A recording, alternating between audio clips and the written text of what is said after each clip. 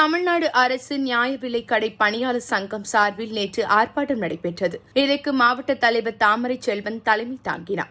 மாவட்ட துணைத் தலைவர் முருகானந்தம், இணை செயலாளர்கள் பிருத்திவிராஜன், பஞ்சாபி கேசன், துணைத் தலைவர் ராஜேந்திரன் ஆகியோர் முன்னிலை வகித்தனர். மாவட்ட செயலாளர் கரிகாலன் வரவேற்றார்.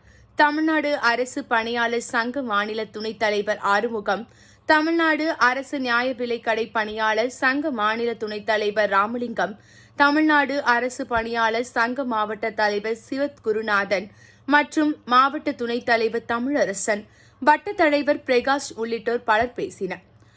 ஆர்ப்பாட்டத்தில் விரல் ரேகை பதிவு, ஆதார் சரிபார்ப்பு 40% மீண்டும் நடைமுறைப்படுத்த வேண்டும். TNCSC எடை தராசும் அலுவலக கணினியோடு இணைந்து ரசீது வழங்கிய பின்புதான் நியாய விலைக் கடை தராசிற்கும் POS விற்பனை முனையத்துடன் இணைக்கப்பட வேண்டும்.